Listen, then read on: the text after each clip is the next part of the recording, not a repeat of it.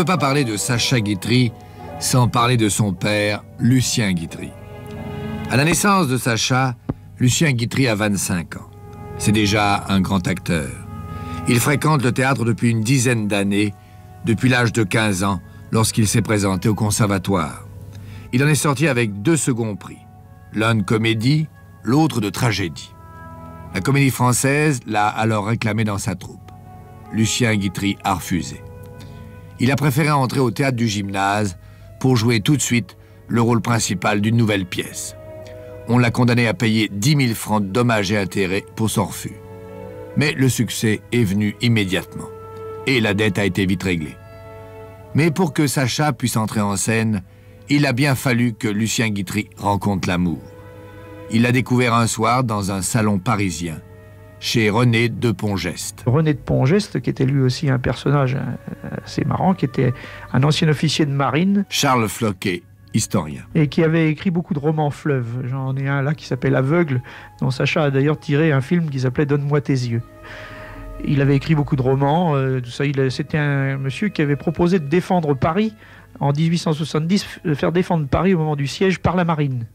Là, tout le monde avait ri, mais l'idée était peut-être pas plus bête qu'une autre, faire remonter les bateaux de guerre de la Seine jusqu'à Paris.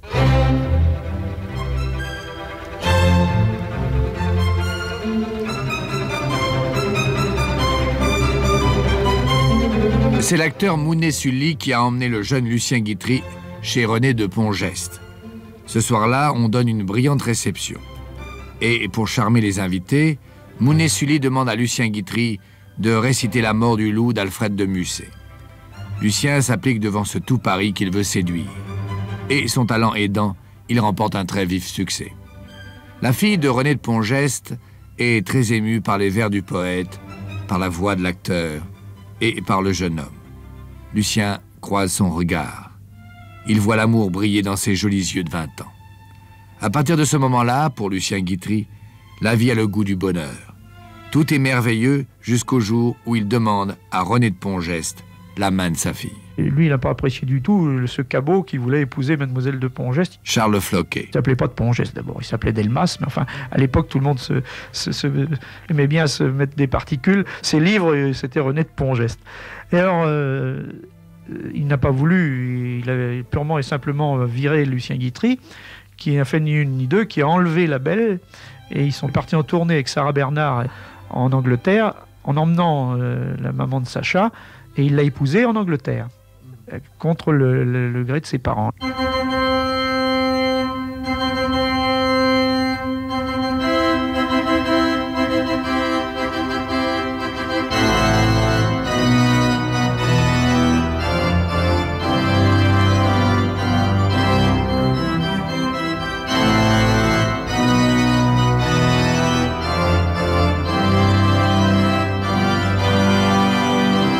Peu de temps après, les jeunes époux Guitry se retrouvent en Russie. Lucien Guitry vient de signer un engagement de grands premiers rôles en tout genre avec le théâtre impérial du tsar Alexandre III. C'est là, à Saint-Pétersbourg, le 21 février 1885, que naît Sacha Guitry.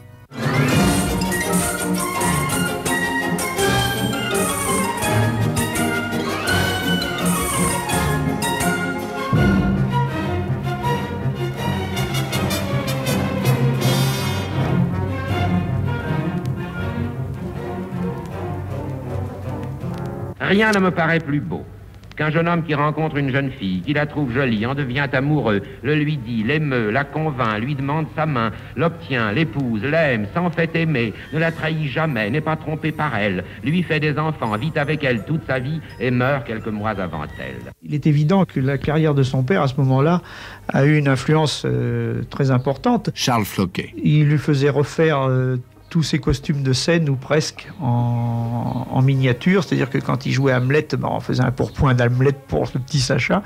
Il existe des photos, d'ailleurs, de toutes ces choses-là. Sacha Guitry en gardera toute sa vie une élégance particulière et une façon de s'habiller bien à lui. Et il était déguisé en Sacha. Daniel Gélin, qui a été l'interprète de Sacha Guitry au cinéma. Il avait un chapeau de paille avec un ruban de couleur. Et c'était à Nice, il faisait doux, il y avait un petit peu de vent, il s'était habillé en la circonstance. C'était le premier jour de tournage. Et Il portait un extraordinaire Panama, avec un ruban de couleur, comme les Américains en portaient un peu plus tard. Et il avait un costume de tweed où le vert dominait, ce qui est très difficile à porter. Avec le costume 3 pièces, mais en plus il avait une cape. Et cette cape était du même tissu. Bon, alors des chaussures cirées, bicolores. Et chez lui, très souvent, quelquefois même dehors aussi, il portait par-dessus tout ça un énorme collier d'ambre, de grosses boules d'ambre comme ça. Et chez lui, ça passait. Il n'avait pas l'air d'une folle, il n'avait pas l'air d'un travelot, avec sa belle voix grave, tout ça, ça passait. C'était vraiment, le coq, c'était absolument incroyable. «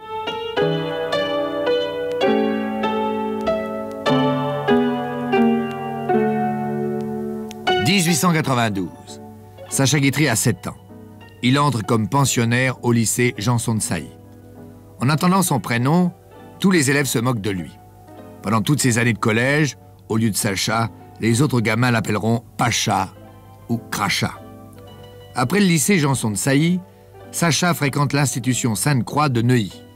Là, il redouble sa 6e. En 1896, Sacha a 11 ans. Il entre chez les frères dominicains d'Arcueil, toujours en classe de 6e. Puis sa mère l'inscrit à l'institution Schlumberg. C'est une école qui prépare les grandes écoles, Polytechnique, Centrale, Saint-Cyr. Mais Sacha, lui, est encore en classe de 6e. Il expliquera plus tard à ses amis pourquoi. Sacha était un cancre. Charles Floquet, fondateur du club des amis de Sacha Guitry. Il est bien connu qu'il avait fait 10 ou 12 lycées. Et comme à l'époque, la coutume voulait qu'on redouble la classe de laquelle on sortait, à 16 ans, il était toujours en 6e. Et sa mère lui avait dit « Sacha, je crains fort que tu te maries en 6e. »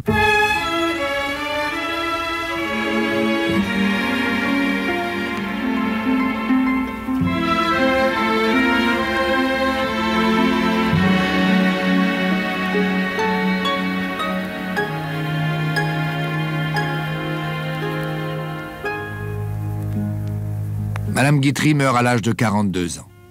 Sacha reste avec son père. Lucien Guitry lui fait découvrir Paris, dont il deviendra l'un des princes quelques années plus tard. Il était très marqué par son père et par son entourage et par la vie autour de son père. Henri Jadoux, qui était l'ami intime de Sacha Guitry. Si Lucien Guitry, il vivait comme un grand seigneur. Et il vivait pas avec une domesticité très nombreuse, mais il vivait tout de même comme un roi de Paris. Il était le grand acteur de Paris. Je citais le mot, il est caractéristique. Il sort avec son père, ils sont dans une voiture.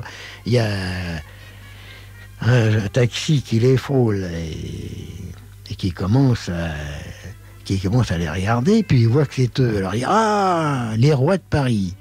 Bon, très bien, ils vont un petit peu loin. À un moment donné, ils heurtent une autre voiture et le chauffeur se retourne et les engueule.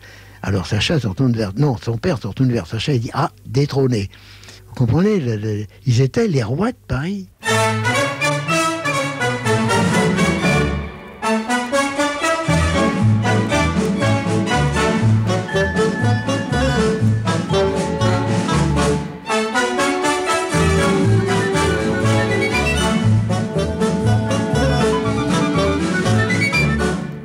Sacha Guitry est allé annoncer à son père qu'il voulait devenir comédien comme lui.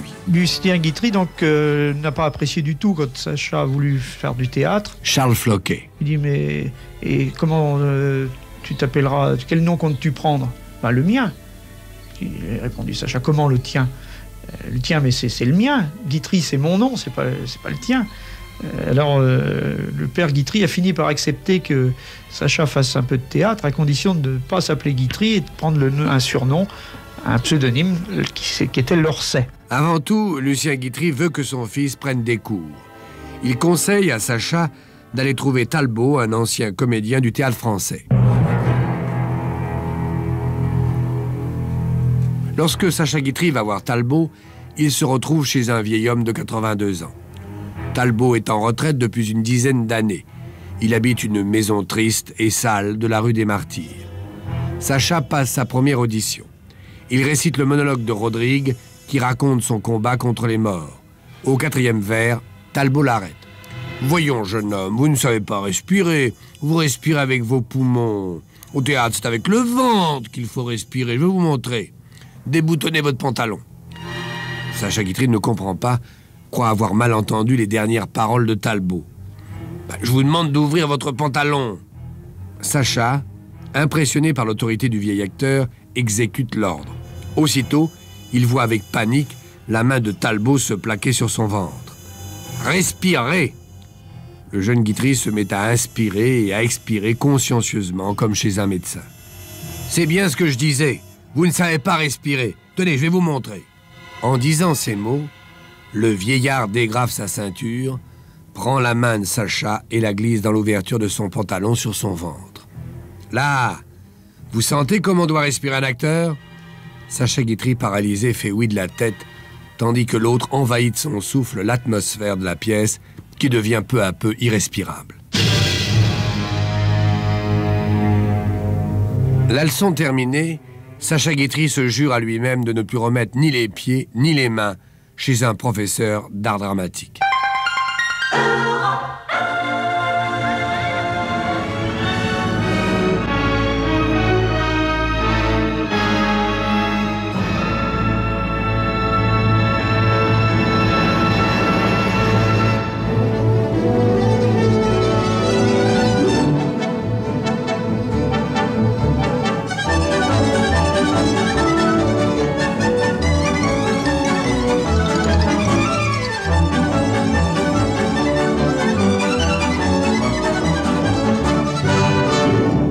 Charlotte est une jeune comédienne de 25 ans lorsqu'elle entre dans la troupe de Lucien Guitry. Le maître la trouve jolie et il ne résiste pas à l'envie d'en faire sa maîtresse d'un soir. Charlotte est trop ambitieuse ou trop timide pour refuser. L'histoire s'arrête là. Du moins, c'est ce que Lucien Guitry aurait souhaité, car Charlotte ne présente plus à ses yeux que les attraits d'une bonne actrice. Mais quelque temps après, l'affaire rebondit. Sacha arrive dans la troupe, Charlotte est toujours là. C'est l'occasion pour elle de se venger de l'indifférence de Lucien Guitry.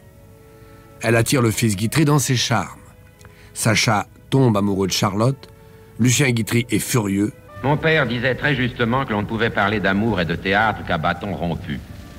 J'ajouterai aujourd'hui à bâton rompu sur le dos des femmes. Car parler des femmes, c'est en dire du mal quelque bien qu'on en pense. Et cela pour cette raison que quand on dit du bien de quelqu'un ou de quelque chose, on a tout de suite fini. Donc dire du mal des femmes, c'est vouloir en parler longuement, pour bien marquer l'importance qu'elles ont et la place qu'elles tiennent dans votre existence.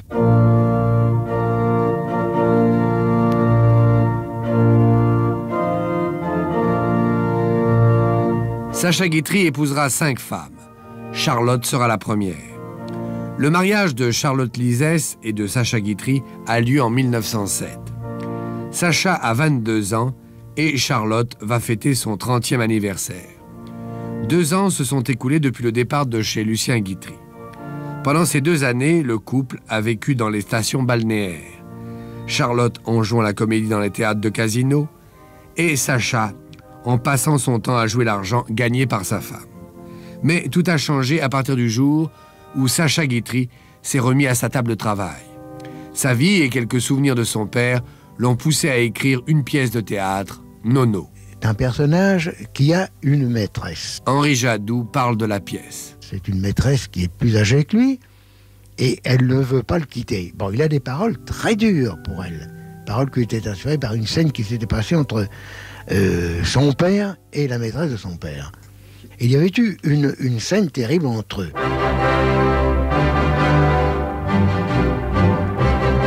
Sacha Guitry fait lire sa pièce à un célèbre critique de théâtre. Celui-ci trouve que c'est une œuvre admirable, digne d'être montée sur une scène. La première a lieu à Paris. Et le public découvre un nouvel auteur.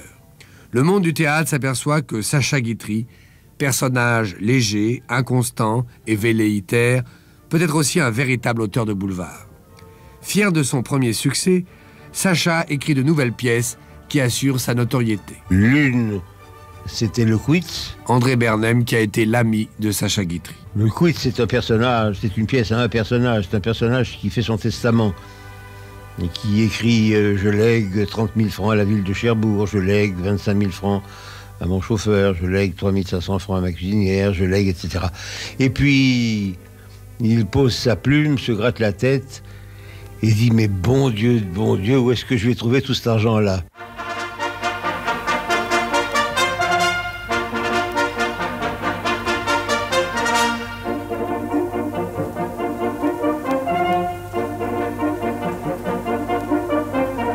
1908, Sacha Guitry a 23 ans, l'âge de faire son service militaire. Et Sacha a été convoqué boulevard Poissonnière à la caserne de la Nouvelle-France, qui existe toujours d'ailleurs. Charles Floquet. Et alors là, bien sûr, il était tellement gros, parce qu'il pesait 105 kilos à l'époque, qu'il avait des difficultés pour suivre l'entraînement, etc. Et il a été classé service auxiliaire.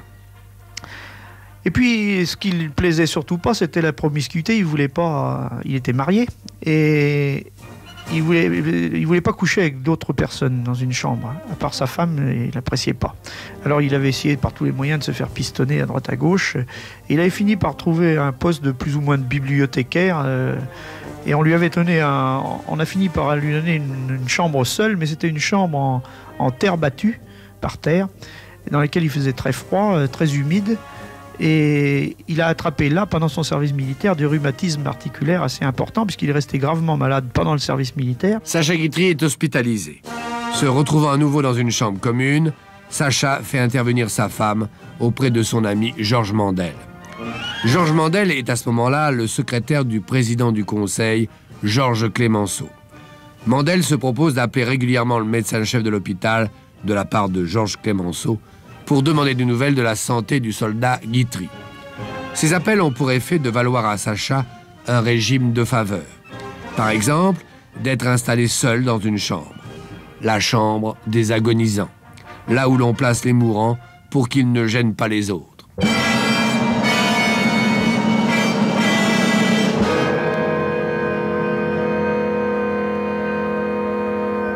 En avril 1909, Sacha Guitry est réformé. Mais il n'est pas guéri. Ses rhumatismes lui interdisent de reprendre son travail de comédien. Il reste de longs mois en convalescence, avec pour réconfort ses amis et Charlotte Lizès, sa femme. Mais Charlotte ne va pas tarder à quitter Sacha Guitry.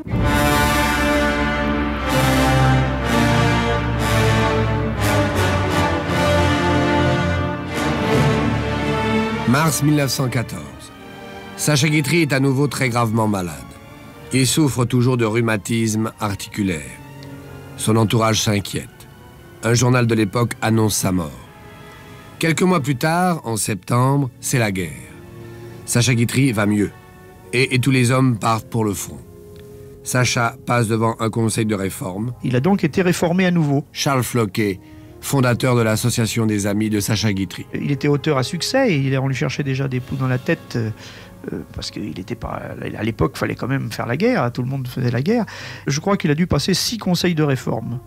Bonne preuve d'ailleurs que c'était certainement pas une plaisanterie, puisqu'il s'est retrouvé à la fin de sa vie avec les mêmes problèmes de polynéphrite, beaucoup aggravés, puisqu'il a fini sa vie dans une petite voiture quand même.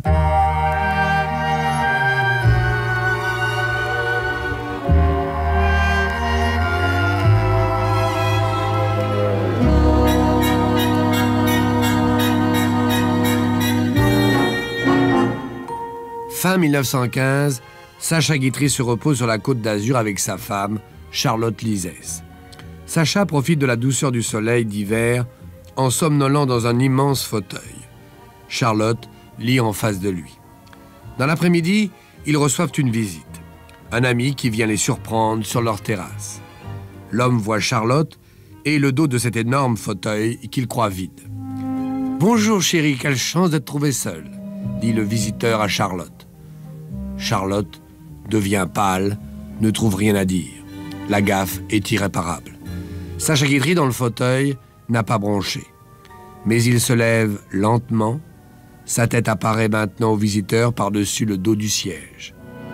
Et la voix de Sacha Guitry retentit. « Non, mon cher ami, je ne suis pas seul. Charlotte est là. Mais je ne savais pas que vous étiez amoureux de moi. »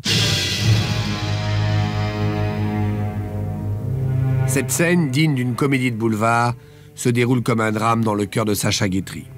Sa femme le trompe. Il ne peut plus se le cacher. Le couple divorcera 3 ans plus tard, après avoir été longtemps séparés. Et ce n'est pas surprenant, car veuillez convenir avec moi que la plupart des mariages se concluent de la façon la plus inconsidérée. Déjà, c'est un prodige qu'un homme et une femme faits pour vivre ensemble puissent vivre ensemble. Car il y a entre l'homme et la femme une dualité que je crois plus profonde encore qu'on ne pense. L'homme en est d'ailleurs responsable. Son égoïsme, sa vanité, cet instinct qu'il a de la propriété, même à l'état sauvage, nous préparaient les femmes dont nous faisons aujourd'hui nos épouses ou nos maîtresses.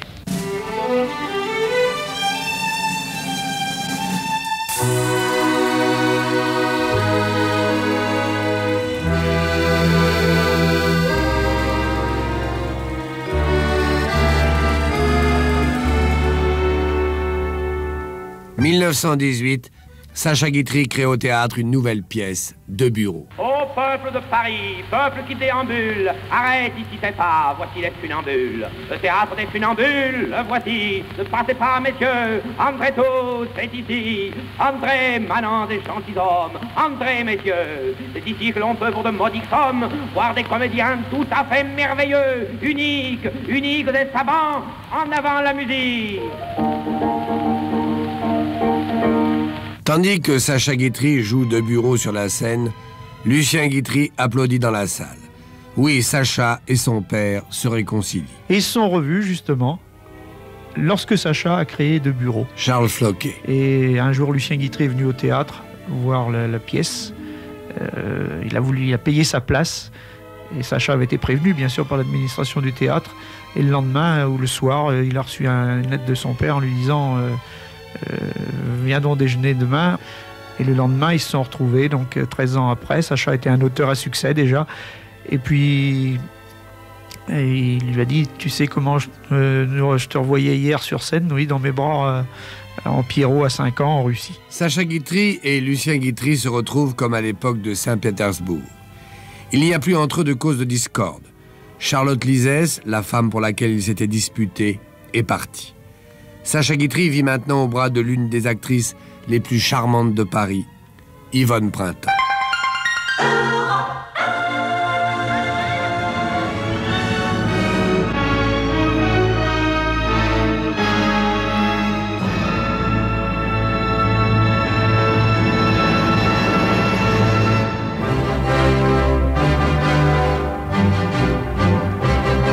Pour Sacha Guitry, le charme à la voix d'Yvonne Printemps. Il est un pouvoir dont le temps respecte et redoute les hommes. On le possède à 50 ans comme à 18, et c'est le charme. Eh bien, il faut lui souhaiter de conserver toute sa vie cette suprême qualité que la plus belle nous envie. Dire aux gens, c'est vrai, elle n'est pas très intelligente. Elle a le menton un peu de travers, le bleu de ses yeux est plutôt vert. Elle est ceci, elle est cela, et je la crois très ignorante. Évidemment, seulement, voilà, elle est charmante. Yvonne Printemps dans un extrait de L'amour masqué. Sacha Guitry épouse Yvonne Printemps le 11 avril 1919. Il va vivre avec elle jusqu'en 1932. Pendant 13 ans, Yvonne va partager l'existence de l'un des plus grands personnages du monde du théâtre. Madame Printemps me racontait les soirées chez Guitry. Bernard Haller. Quand elle sortait du théâtre, Guitry avait table ouverte tous les jours. Il y avait le cuisinier qui était là et venait qui voulait. Alors parfois il y avait 4 personnes, parfois il y avait 20 personnes. Table ouverte après le spectacle, tous les jours. Repas, champagne, tout. Alors là, arrivait Feydeau, arrivait Jules Berry, arrivaient tous ces gens. Ça fusait, c'était les mots d'esprit toute la nuit. Il avait tellement le culte du mot qu'il faisait des mots d'auteur pour lui-même. Daniel Gélin. Il dit « Madame l'habilleuse ». Et une dame se presse, évidemment. Voulez-vous être assez aimable pour m'apporter un verre de Vichy chaud, s'il vous plaît? Et avec des grands yeux ahuris, elle dit « Comment chaud ?» Il la rappelle « Non, vous avez raison, bouillant. » Bon, il est évident que c'était pour lui, ça n'a fait rire que lui. L'habilleuse affolée est allée demander un verre de Vichy bouillant. Mais c'était pour lui, il n'y avait pas de public, il y avait que l'habilleuse et lui.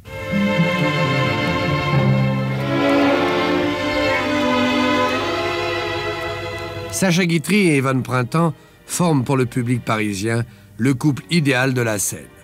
Sacha passe sa vie à écrire des pièces pour sa femme. Yvonne est si charmante. Elle chante avec tant de grâce. On dirait qu'avec Sacha, elle a découvert le vrai bonheur. Guitry enfermait Madame Printemps. D'après ses dires à elle, elle l'enfermait carrément dans sa chambre. Le bonheur d'Yvonne Printemps raconté par Bernard Haller. Elle avait une fenêtre avec une crémone. Et quand elle rentrait, il y avait table ouverte le soir. Elle sortait du théâtre. Elle avait un quart d'heure pour se préparer. Pas plus. Il fallait qu'elle soit bien, mais pas trop belle, quand même. Bah oui, c'est Guitry qui attirait tous les regards. Donc il voulait que sa femme soit belle, mais pas trop. Ah bah oui. Ah oui. Et après, il l'enfermait. Il l'enfermait dans sa chambre quand les gens étaient partis. Et à 3 heures du matin, il ouvrait la porte, qu'il avait fermée à clé, et il lui disait le premier acte de Toi et moi, ou etc. On disait, ma petite, que pensez-vous de blablabla. À moitié endormie, elle disait, oui, c'est très bien, crac, elle se rendormait. Mais la légende veut, enfin, d'après ce que Madame Printemps disait, Monsieur Guitry ne s'occupait pas d'elle énormément, si ce n'est au niveau intellectuel. Est-il rien au monde qui soit plus ravissant que l'entrée dans un salon d'une femme jeune, jolie et bien habillée? C'est vraiment adorable. On était là, 3 ou 4 hommes, on était entourés d'objets d'art et la conversation était cordiale. Soudain, elle est entrée. Alors, les hommes se sont levés, la conversation s'est brisée en tombant, les objets d'art sont rentrés dans l'ombre et maintenant, elle accapare l'attention comme elle semble accaparer toute la lumière. On lui offre un fauteuil, elle s'y précipite en croisant le plus haut possible ses ravissantes jambes, elle pose son joli visage sur sa petite main gantée et elle dit « Continuez, je vous en prie, continuez, je ne vais pas vous déranger. Oh là là, mon Dieu. » Et elle a l'air vraiment de quelqu'un qui peut tout entendre, tout comprendre, même la politique étrangère. Et tandis que la conversation reprend, mon Dieu, tant bien que mal, elle fait tout le temps comme ça avec la tête. Et elle a l'air vraiment d'écouter. On jurerait qu'elle écoute. Alors que tout bas, elle se dit, j'aurais tout de même mieux fait de mettre mon petit chapeau noir au lieu de celui que j'ai sur la tête. «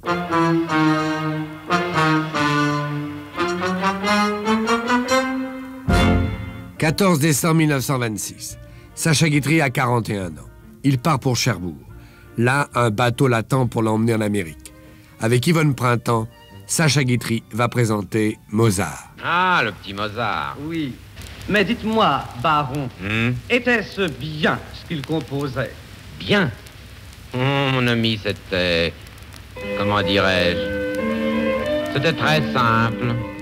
Et c'était très prenant. Je me suis souvenu longtemps d'un petit menuet qu'il avait composé ici même. Comment était-ce donc? Ah, que c'est bête. Je l'entends et je ne peux pas le... Mais lui, je le revois, c'est drôle en ce moment. Si menu, si charmant dans son habit de satin rose. Quand on lui demandait de jouer quelque chose, il ne disait pas oui tout de suite, jamais, car il voulait savoir si d'abord on l'aimait. Quand on lui disait « joue », il vous prenait entre ses bras, se pressait contre votre joue et vous disait tout bas, avec un son de voix d'une douceur extrême. Je m'en vais te jouer tout ce que tu voudras, mais dis-moi d'abord que tu m'aimes. La tournée de Sacha Guitry et d'Yvonne Printemps au Canada et aux États-Unis est un triomphe. Pour l'étranger, le couple symbolise la France avec un parfum d'exotisme dans l'élégance. Pour moi, Sacha est un des premiers hippies. Maurice Ténac. Vous comprenez, quand on voyait arriver Sacha au studio ou au théâtre, avec des pantalons d'une certaine couleur, des chaussettes de soie de vert pomme, des chaussures de crocodile, parce que ça l'amusait beaucoup d'avoir de crocodile aux pieds, et puis plusieurs gilets de toutes les couleurs, des chemises avec les cols relevés, un foulard à l'intérieur, un deuxième, quelquefois un troisième, de toutes les couleurs, des panamas avec des chapeaux spéciaux, des manteaux qui étaient des manteaux chauve-souris, des cannes. Sa démarche même était extraordinaire. C'était un homme d'une corpulence assez forte, n'est-ce pas? Et Sacha balançait légèrement tout son corps avec un léger point d'appui sur un pied puis l'autre après, avec un léger balancement, ce qui fait que c'était comme une sorte de danse lente.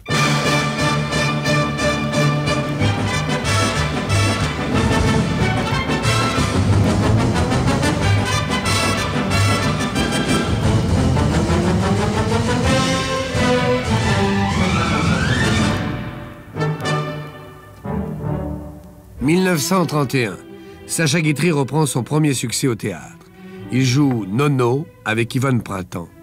Il vient d'engager un nouvel acteur dans la troupe, Pierre Freinet. Et Pierre Freinet s'était amouraché d'Yvonne Printemps qui était le charme même. Bernard Lavalette. Le jour où Sacha Guitry a compris ce qui se passait, c'est quand sur les rappels de la pièce, quand le rideau est tombé, s'est relevé plusieurs fois, Yvonne Printemps, entre les deux hommes, entre Sacha et Pierre Freinet, a fait comme elle faisait tous les soirs depuis quelques soirs, a serré avec fougue, avec passion, la main de Pierre Freinet, mais ce soir-là, elle s'est trompée. Et c'est la main de Sacha qu'elle a serrée avec une passion qu'il ne lui connaissait plus depuis quelques mois. Ce jour-là, Sacha Guitry a compris. Adieu donc, mon amour, le destin nous sépare, et pour abréger mon séjour, il précipite mon départ. J'aurais voulu pendant une heure t'avoir encore entre mes bras et te presser contre mon cœur. Yvonne Printemps dans l'air des adieux tiré de la pièce de Sacha Guitry, Mozart. Le 17 juillet 1932, Yvonne Printemps quitte la maison de Sacha Guitry pour aller vivre à l'hôtel Georges V avec Pierre Freinet. Le maître reste seul dans son hôtel particulier de l'avenue Élysée-Reclus. Pas très longtemps, car Sacha Guitry s'intéresse à une jeune actrice. Elle s'appelle Jacqueline de Lubac.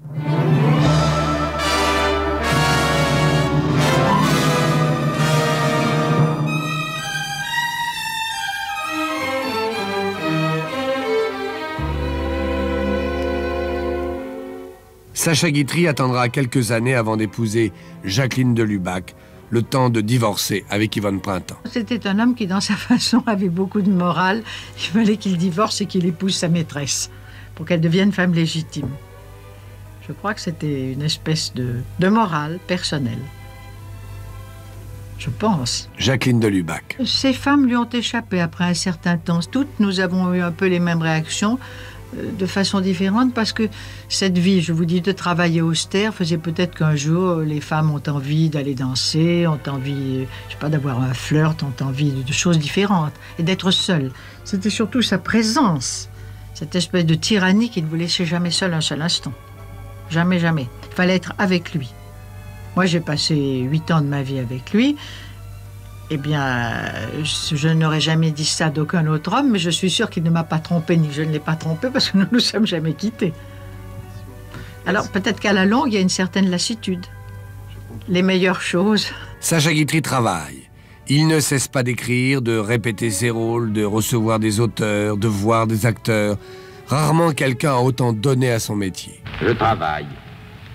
Il est 9h et c'est servi depuis déjà 20 minutes. Et je travaille toujours. Et la pendule me dit sans arrêt, din don, din don, din don, din don, din. Il arrive que le tissu se déchire, s'use, et puis un jour s'effrite, et chacun s'en va. Jacqueline de Lubac. Il m'a appris beaucoup de choses, et puis sur des quantités de plans. Si, il m'a appris beaucoup de choses.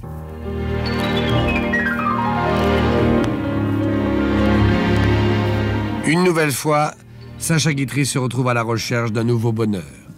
Après Charlotte Lizès, Yvonne Printemps, Jacqueline de Lubac, voici Geneviève de Séréville qui s'installe dans le cœur de Sacha.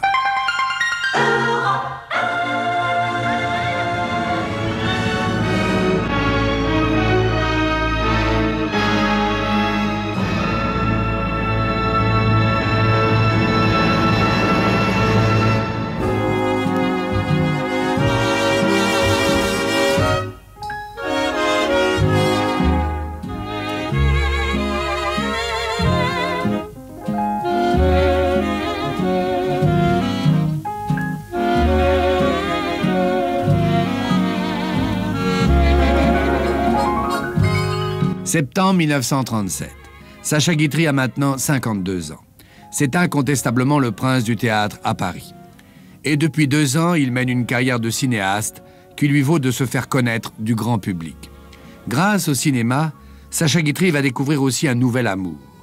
Des amis lui présentent Miss Cinémonde. Miss Cinémonde s'appelle Geneviève. Elle fait du théâtre, du cinéma et accepte tout de suite un rôle aux côtés de Sacha Guitry dans son film « Remontons les Champs-Élysées ».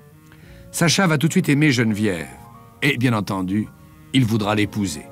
Alors, Sacha divorcera avec Jacqueline de Lubac. Il a aimé Jacqueline de Lubac, c'est certain. Henri Jadoux, ami de Sacha Guitry. Et il a aimé aussi Geneviève de Sarréville.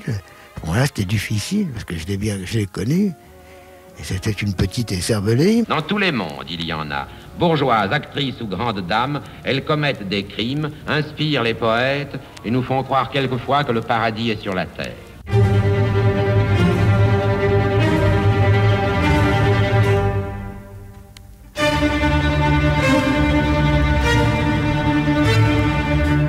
Avec Geneviève, Sacha Guitry se retrouve dans la situation du saltimbanque qui courtise la fille d'un prince.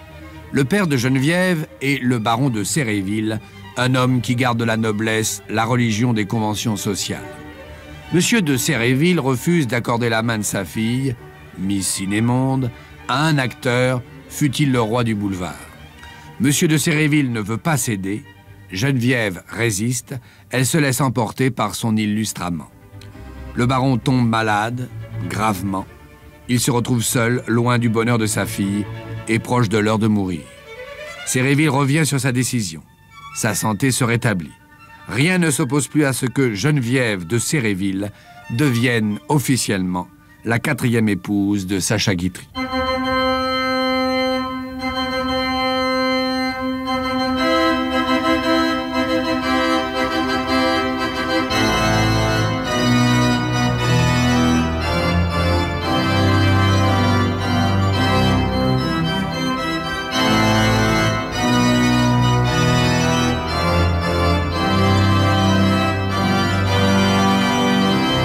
La cérémonie se déroule le 4 juillet 1939, dans l'intimité de la maison de Sacha. Quand on pénétrait dans la maison de Sacha Guitry, quand on pénétrait aussi, en quelque sorte, dans sa pensée. Son ami Maurice Ténac. Et entrer dans la pensée de Sacha Guitry ou dans sa maison, c'était un peu la même chose.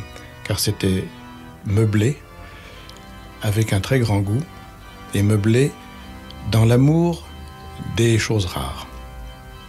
Sacha aimait les pensées rares, il aimait les écrivains rares, il aimait les biographies rares, il aimait tout cela. Mais dans sa façon de vivre, c'est un homme qui aimait de très jolies choses. Il avait la vaisselle de vermeil de Sarah Bernard, et puis il y avait le valet de chambre.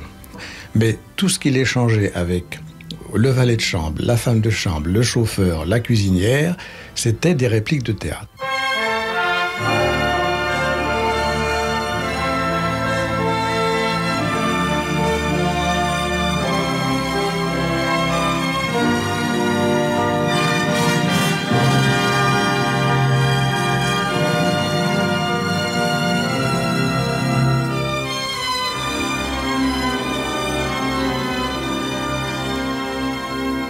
Sacha Guitry vit dans l'hôtel particulier que lui a légué son père. Lucien Guitry avait fait bâtir la maison sur un terrain du Champ de Mars, au 18 de l'avenue Élisée-Reclus. Pour cela, il avait engagé l'architecte le plus célèbre de Paris. Lucien Guitry n'avait formulé que 2 exigences. La première, que son appartement privé soit au rez-de-chaussée et qu'il se compose de 3 pièces sans fenêtre. Sans fenêtre, car la nuit, en rentrant du théâtre, il les trouverait toujours fermées, donc elles seraient inutiles. La deuxième exigence, de loin la plus importante, la voici. Quand l'architecte avait demandé à Lucien Guitry comment il voyait sa maison, le père de Sacha avait répondu « Je vois un escalier, hein ? Faites-moi un grand escalier, c'est tout. Le reste ne m'intéresse pas. » D'abord, c'était comme vous le savez sans doute, à l'angle, près de l'école militaire, et c'était très lumineux. Il y avait devant un petit square minuscule avec du lierre et une grille, et où il y avait le buste de Lucien Guitry. Marcel Julien nous conduit avenue Élisée-Reclus dans la maison de Sacha Guitry et de son père. Puis on rentrait dans le hall, et le hall n'était à mes yeux un énorme escalier qui devait être de marbre et qui me donne le sentiment d'être blanc avec une grille en fer forgé. Et puis il y avait là une étrange et courageuse, je dirais, statue. C'était un buste de femme coupé au cou et aux bras et aux cuisses, et qui n'était finalement qu'un sexe ouvert, et qui était d'une audace, d'une violence charnelle étonnante. On montait cet escalier, il y avait en bas, si je me souviens bien, la canne, le chapeau et l'écharpe. On avait toujours le sentiment que l'on était quand même dans le hall d'un théâtre. Le théâtre était la vie de cet homme et sa vie était un théâtre, c'est tout à fait normal. Il vous attendait en haut, il vous parlait d'en haut, il avait une robe de chambre, et vous aviez vraiment le sentiment d'aller, non pas chez Molière, car je crois que Molière ne se conduisait pas ainsi, mais comme Sacha Guitry aurait voulu que Molière se fût conduit, plus exactement.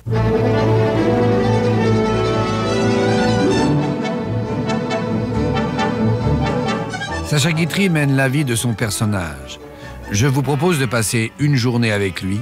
Jacqueline de Lubac, qui a été sa femme pendant 8 ans, vous invite à regarder vivre le maître. Il se levait le matin plutôt, il recevait à la fois des amis, des fournisseurs, des gens qui lui apportaient une pièce d'or, enfin dans le genre numismatique, une pièce d'or achetée, un tableau, un bijou, puis alors des amis qui venaient à peu près tous les jours le voir et qui étaient là tous les matins.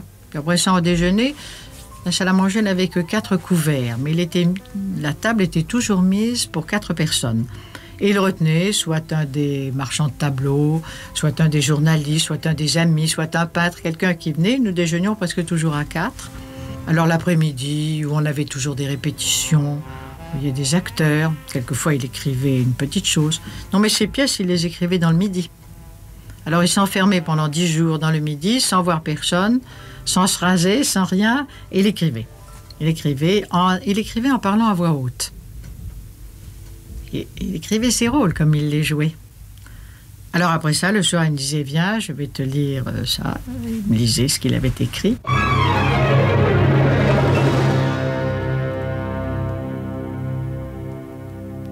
1er septembre 1939, la guerre.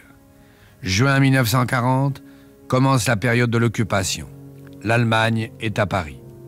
Avenue Élysée-Reclus, il n'y a personne. Le maître est parti en cure à Dax. C'est là que les Allemands vont le découvrir et apprendre que Sacha Guitry ne désire qu'une seule chose, remonter à Paris. Il est rentré à Paris avec le philosophe Bergson. Ils étaient ensemble. Henri Jadoux, qui a été un ami de Sacha Guitry. Ils sont rentrés ensemble à Paris. Et le jour du départ, les Allemands ont fait la haie pour Bergson, pas pour Sacha, pour Bergson. Alors, déjà ça lui a donné une idée que les Allemands n'étaient pas si féroces qu'on le disait. Et on a dit qu'il était pétiniste. Il était français, c'est pas tout à fait la même chose. Henri Jadoux. Il adorait la France. Il adorait la France, alors peut-être qu'il l'adorait comme on ne l'adorait plus à l'époque. Comprenez, il était encore un homme qui aimait la France comme on l'aimait un peu en 14. Et ça avait changé. Il y avait beaucoup moins de nuances. Mais quand il était pétainiste, parce que le maréchal Pétain a incarné la France pour lui à un moment donné, un point c'est tout, c'était un symbole. 23 août 1944, 10h du matin. Un groupe d'hommes armés frappe à la porte de l'hôtel particulier de l'avenue Élysée-Reclus. Sacha Guitry ne comprend pas ce que lui veulent ses visiteurs. On l'emmène de force. Il se retrouve marchant dans la rue en pyjama, encadré par des résistants. Quelques heures plus tard, les journaux annoncent l'arrestation de Sacha Guitry pour collaboration avec l'ennemi pendant l'occupation. Quand Sacha a été arrêté, c'est un homme sur qui cette chose bien qu'injuste est tombée comme un coup près. Maurice Ténac. Il n'était absolument pas du tout préparé à une chose comme ça. Sacha, dans la vie, a toujours été un homme avec le succès qu'il avait et les gens qui lui faisaient la cour autour de lui. Personne ne lui coupait la parole, personne ne passait dans une porte avant lui. Et d'une minute à l'autre, on l'arrête, on le fait marcher dans la rue avec ses chaussons et plus ou moins en pyjama. On le conduit à la mairie puis de la prison. Sacha il n'a pas compris ce qui lui arrivait, ça a été absolument épouvantable.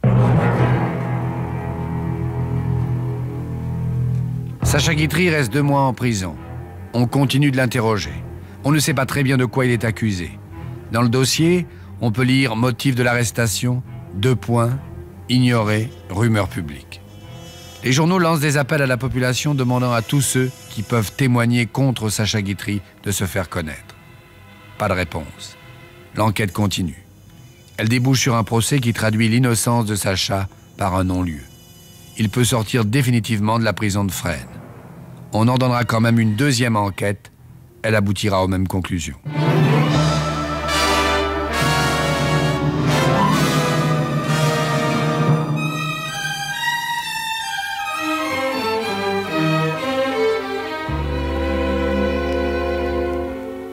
Mai 1953, Sacha Guitry reçoit un coup de téléphone.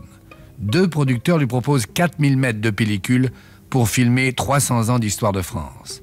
Le film s'appellera « Si Versailles m'était compté ». Sacha Guitry va le tourner en 2 mois avec quantité de vedettes. Les plus grands noms du cinéma vont accepter de ne tourner que quelques scènes, seulement pour avoir le plaisir de travailler avec Sacha Guitry. Il avait une façon de se conduire sur un plateau tout à fait pas démagogique, démocratique. Daniel Gélin. Et il obtenait quelquefois des heures supplémentaires, simplement avec un mot aimable. Il savait s'adresser aux ouvriers. Il était d'ailleurs incroyablement respecté sur le plateau par tous les ouvriers. C'était absolument extraordinaire. L'ambiance de noblesse, d'élégance, à tous les points de vue, qui régnait sur les plateaux de Sacha Guitry, je ne l'ai jamais retrouvé nulle part ailleurs. Décembre 1953. Sacha Guitry joue sa pièce De Bureau à Bruxelles. C'est le dernier acte de la dernière représentation. De Bureau fait ses adieux à la scène. Sacha Guitry, malade, vit sincèrement cette dernière scène. Il ne joue pas. Pour lui aussi, ce sont ses adieux à la scène. Ses rhumatismes, son diabète lui interdiront désormais de poursuivre son métier d'acteur. Il devra, jusqu'à la fin de sa vie, se déplacer dans une chaise roulante. Il tournera encore quelques films. Si Paris nous était compté, Assassins et voleurs, Les Trois font la paire.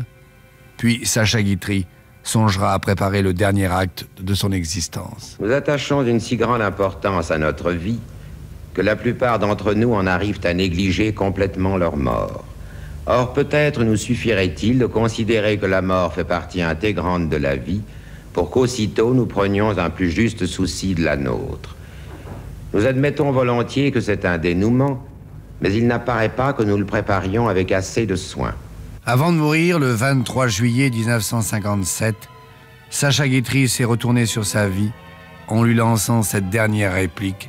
« J'espère que je ne vais pas rater mon entrée. » Bye bye. Vous venez d'écouter Destins extraordinaires, un podcast issu des archives d'Europe 1. Réalisation, Julien Tarot. Production, Romy Azoulay.